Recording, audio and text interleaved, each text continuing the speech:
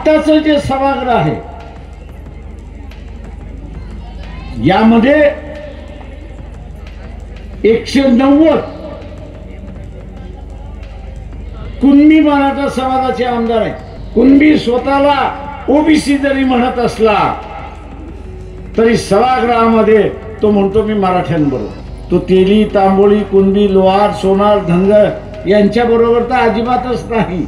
इलेक्शनच्या अगोदर नाही पण इलेक्शनच्या नंतर आहे। ओबीसीची जात गणना झाली पाहिजे याच्याबद्दल भाष्य केलं। जात जनगणना केली पाहिजे ही जी मागणी आहे ती ताबडतोब मान्य होईल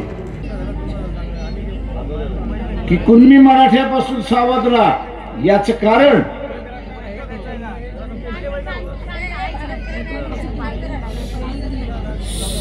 कारण आत्ताचं जे सभागृह आहे यामध्ये 190 कुणबी मराठा समाजाचे आमदार आहेत।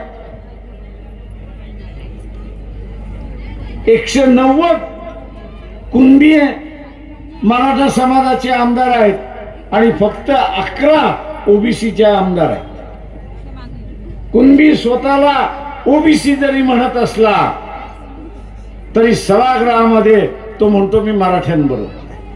तो धनगरांबरोबर नाही, तो माळ्यांबरोबर नाही, तो वंजाऱ्यांबरोबर नाही, तो लिंगायतांबरोबर नाही, तो बंजाऱ्याबरोबर नाही, तो तेली, तांबोळी, कुणबी, लोहार, सोनार, धनगर यांच्या बरोबर तर अजिबातच नाही।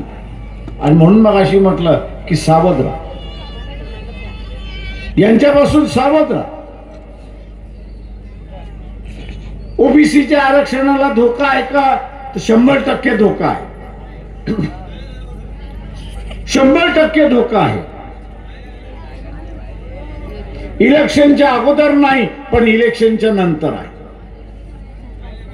माझ्या अगोदरच्या एका वक्त्याने ओबीसीची जात गणना झाली पाहिजे याच्याबद्दल भाष्य केलं। ती झाली पाहिजे पण आता ही वापरली कशी जाते हे आपण लक्षात घ्या। नवीन विधानसभा ज्यावेळेस गठीत होईल, 2-3 महिन्यामध्ये निवडणुका होतील, नवीन विधानसभा येईल, त्या नव्या विधानसभेमध्ये ओबीसीची ही जी मागणी आहे की जात जनगणना केली पाहिजे, जात जनगणना केली पाहिजे ही जी मागणी आहे ती ताबडतोब मान्य होईल।